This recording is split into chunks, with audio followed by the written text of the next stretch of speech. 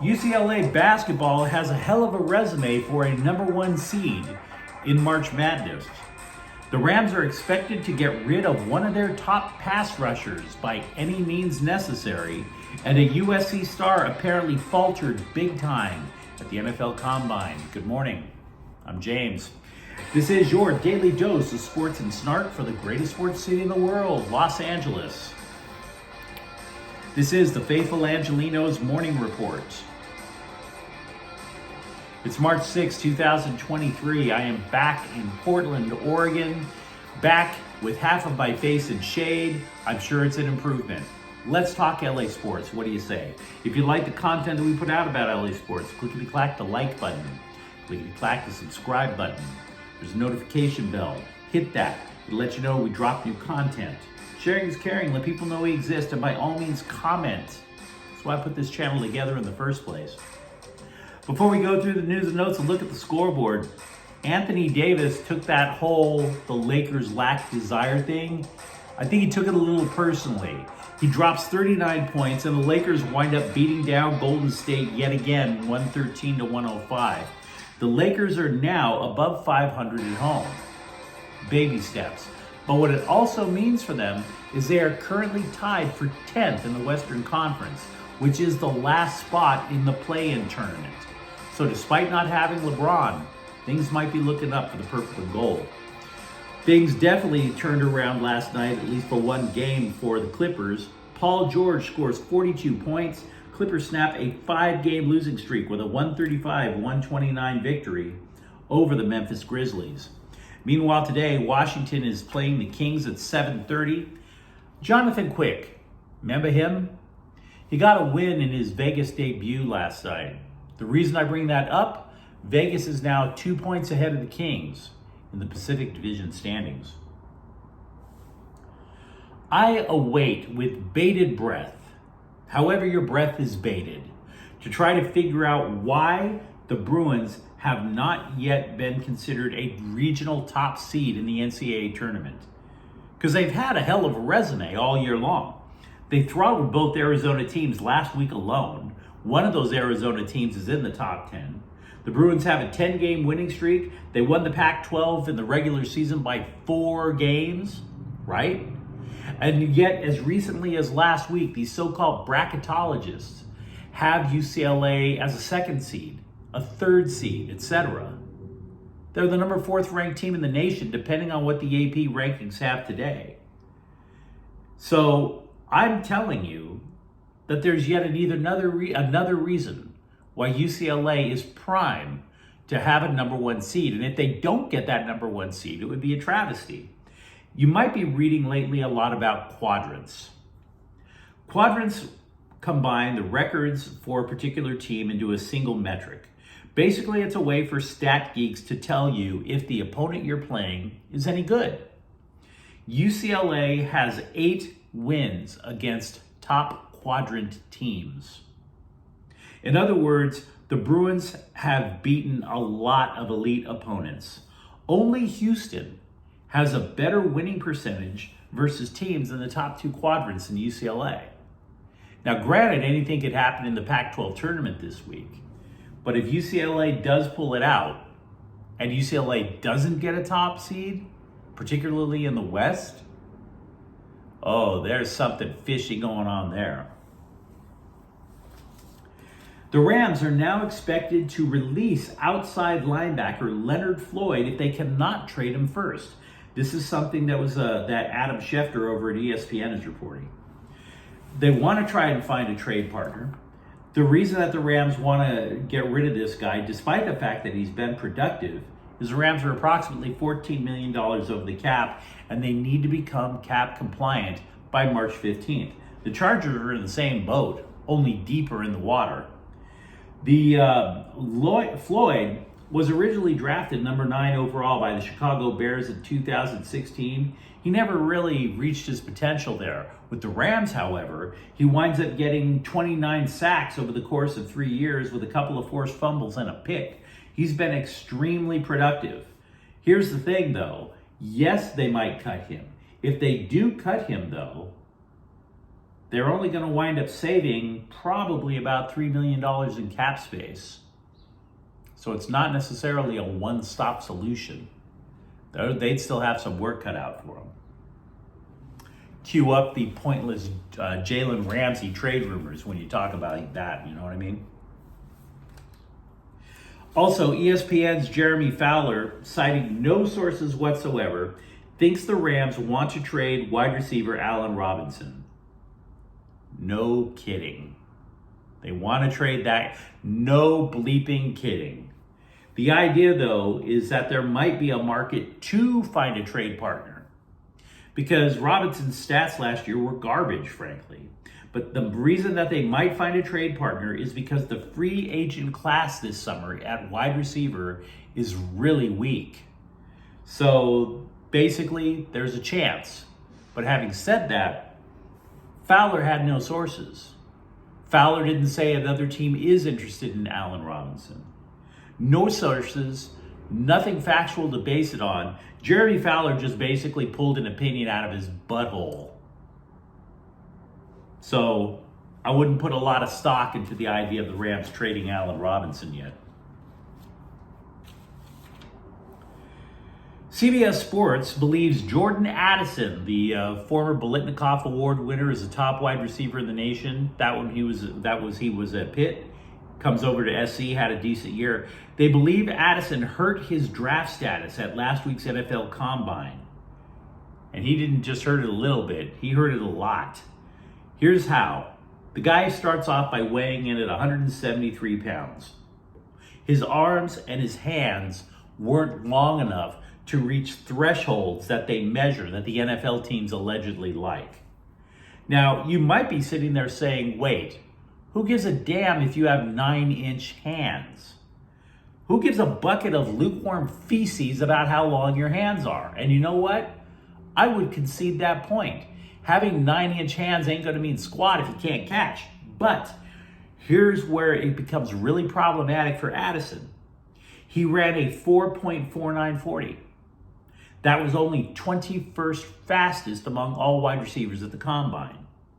His jump was only a 34-inch vertical. That was the 7th worst.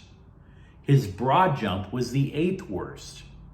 Jordan Addison didn't have a good weekend over in Indianapolis. I don't know if that means he falls out of the first round or anything drastic, but it wasn't a good look. Top-ranked high school prospect for the class of 2024, quarterback Dylan Raiola, visited USC again last weekend and said he had a blast. The dude's from Chandler, Arizona, so obviously the whole thing about playing under the tutelage of Lincoln Riley strikes again. But it wasn't just Raiola showing up. The nation's number 9th ranked linebacker, Braden Platt of Washington, he also visited. He said he came back to USC and he wants to consider playing for the Trojans because the Trojans are going to the Big Ten Conference. Stronger competition. The Los Angeles Times has posted a long list of Trojans to keep an eye on during spring ball, which opened yesterday. I'm going to shorten that list a little bit. People who have my attention would be edge rusher Anthony Lucas, a transfer from Texas A&M. Can he even come close to matching Tuli Tuipulotu? He didn't get a lot of playing time with the Aggies, and the Aggies stunk, frankly. So now he's in LA. I'm not saying he will have double digits in sacks. There's no way of knowing. But you got to get some sort of a pass rush in the Pac-12. Mason Cobb, a linebacker transfer from Oklahoma State, is a tackling machine. And by the way, not just Mason Cobb, but Lincoln Riley had been raving about high school recruit Tackett Curtis. How are you going to get those two guys on the field at the same time? With Eric Gentry, with Shane Lee, with Raylan Goforth. So they're starting to get some depth at linebacker over at USC. And for that matter, what about Marshawn Lloyd, who could wind up being the lead running back? He's a transfer out of South Carolina. That would be 2 consecutive years where USC's primary ball carrier came in through the transfer portal. We'll have to wait and see. D'Angelo Russell has missed 5 consecutive games with an ankle injury, but Coach Darvin Ham described Russell's progress as, quote, trending in the right direction. Translation, he's day-to-day, which means he's probably playing soon. The Kings won Saturday night in Eunice Corpusalos' debut in net. He said he felt calm and confident. Considering the poor guy was getting peppered with 36 shots a night in Columbus, yeah, I bet you were much more calm and confident. For Pete's sakes, the guy only faced 26 shots in his LA debut. Back in Columbus, Eunice Corpusalo looked like Sonny Corleone at a toll booth. That's how much he was getting riddled with shots. The Athletic asked if the Clippers should take another look at Robert Covington. Robert Covington used to be part of the rotation. He had missed 5 consecutive games. The reason that they said, hey, maybe you might want to play him, he's played alongside Russell Westbrook in Houston. They got along great. That was the Athletic suggestion. Here is your answer to the suggestion. Covington didn't play Sunday either. So there's that.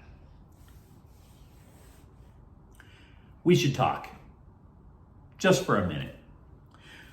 A few people yesterday were not too happy with my assessment of how UCLA compensates its football coaching staff.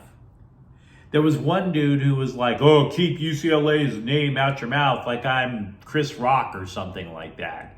And let's be real. Chris Rock is an extremely successful comedian, and I'm sitting in a Motel 6. There's a big difference between the two of us. But look, don't look for the dude online who was talking junk. I don't want us to start trolling each other, but I do want to explain a thing or two to try to give you a better idea as to why I don't like what UCLA is doing in terms of compensating football coaches.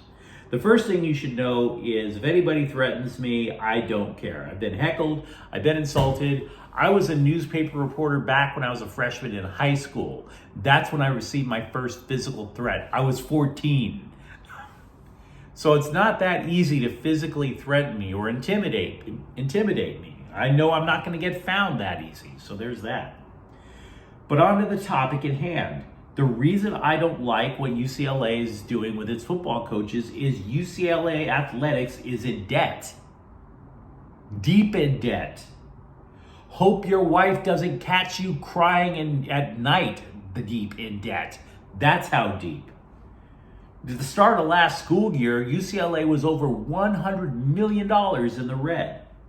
That is a hell of a time to ask for the minimum payment on your MasterCard balance, wouldn't you say?